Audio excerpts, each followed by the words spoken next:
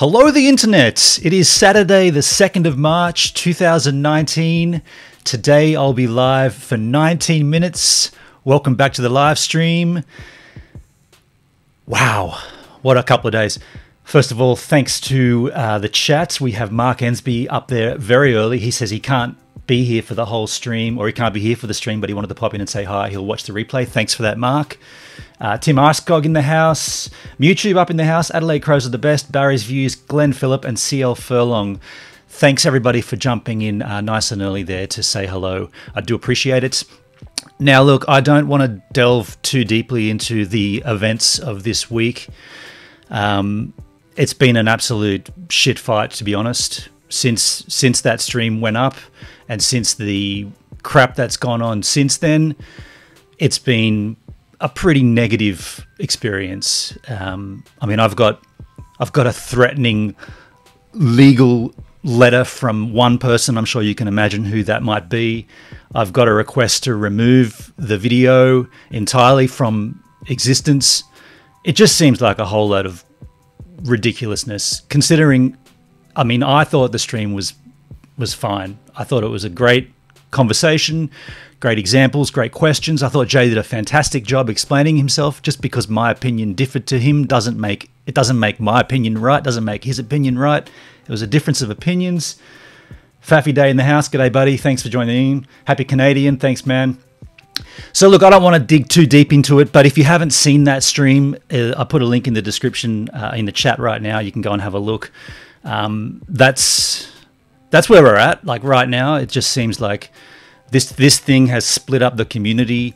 It's caused me a lot of grief, and all because I have a different opinion from someone. It's childish and it's ridiculous, but that's where we're at. CreatorCast is no longer. I'm going to do a final stream on Wednesday where we kind of look into maybe a little history of CreatorCast, show some clips, wrap it all up nicely, and then once that's finished, I'll probably just delete the whole thing, to be honest. The channel probably needs to go.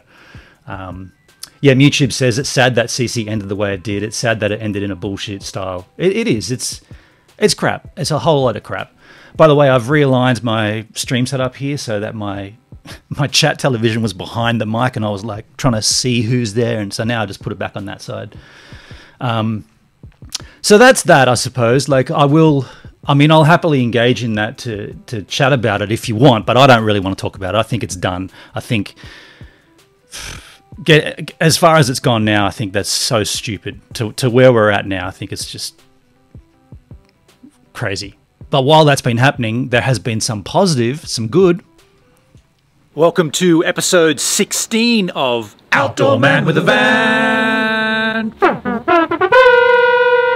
Couple of things I've bought additional since last week. 10 litres of water. The more exciting thing that I've bought for Stevan this week, yeah, a new head unit. You know how I had a constant battery drain? Worked out that it was the old stereo. Well, I was aware that I was always going to put a fresh one in. I just wasn't sure when. So I've had that fuse removed the whole time. Now that I've put this new head unit in, it's time to put that fuse back in and make sure that Stevan turns on. It's been sitting here for a week now. If this turns over now, we've eradicated that problem.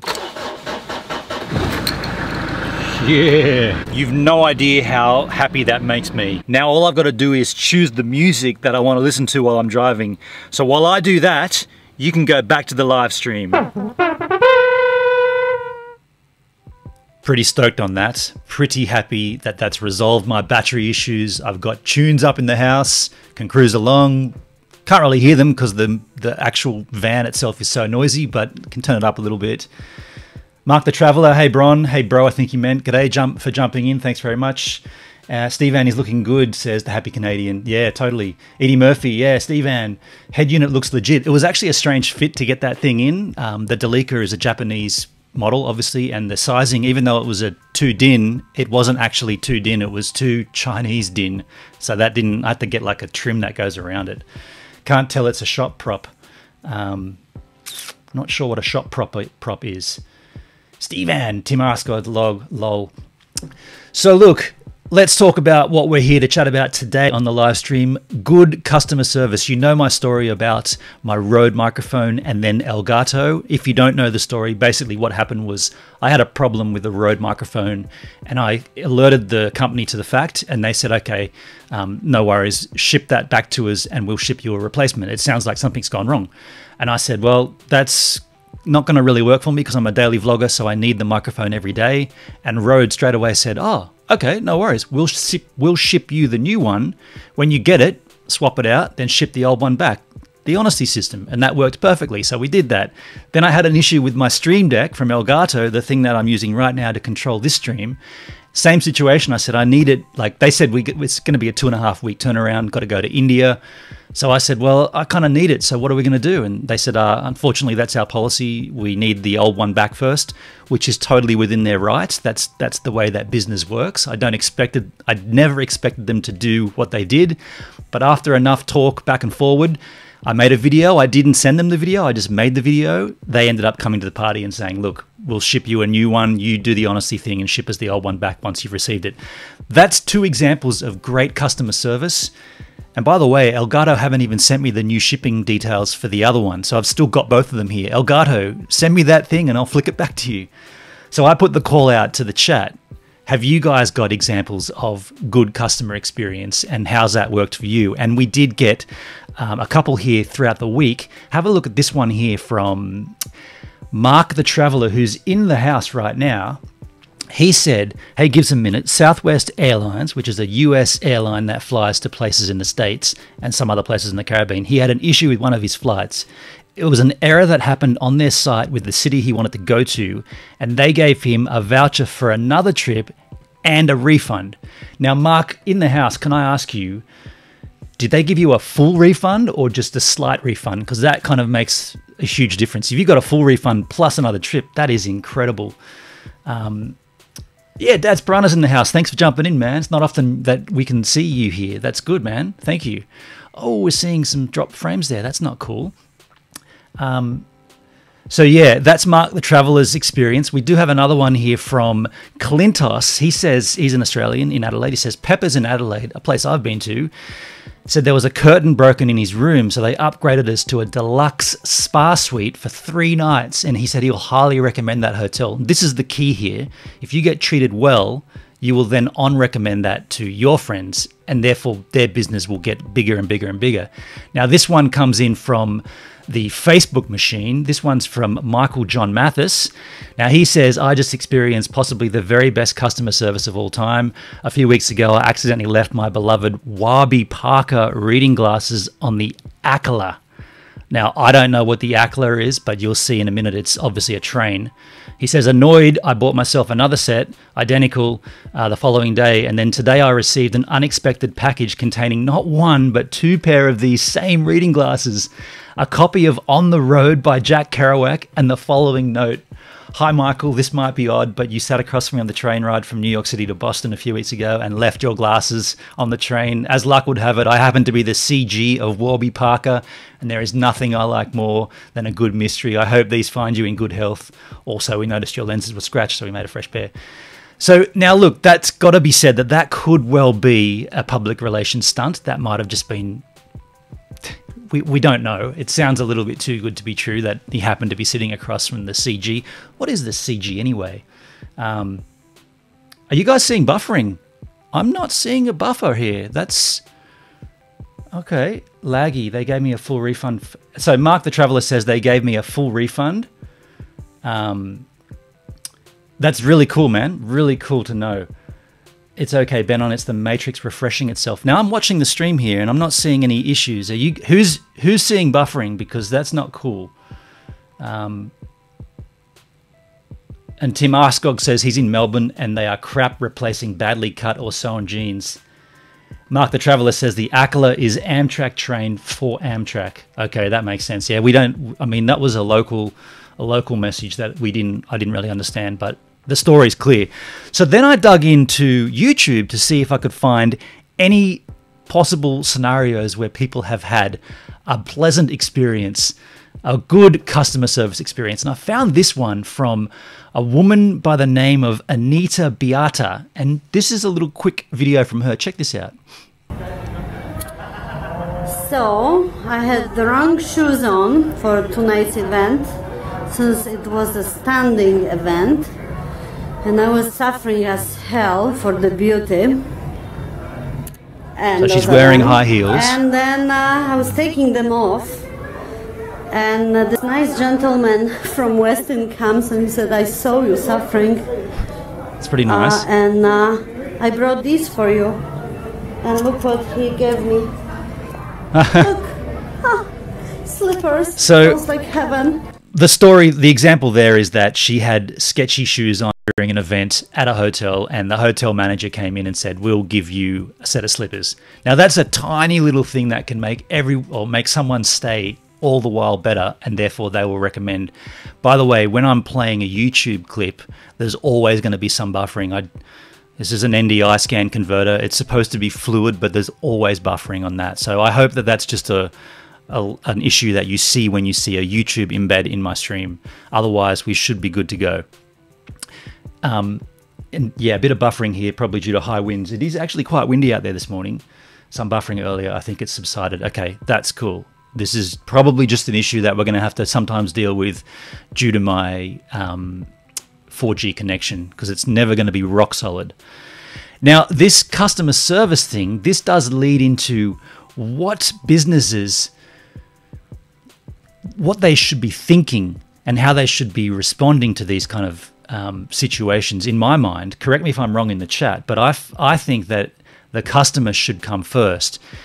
Steve Jobs, while he was alive, he mentioned that Apple work back from the customer experience and go through the process that way. Instead of starting with a product and ending up at the customer experience, they say, well, we want to go from what the customer experience is and drag it back. Baxter Hurley's in the house. G'day, mate. Nice one. So I thought that was interesting, and I found a clip from Steve Jobs where he's explained this to a keynote presentation, and I wanted to give you a bit of a run with that. It's a pretty cool clip. It looks like this. There'll be a bit of buffering. In some areas.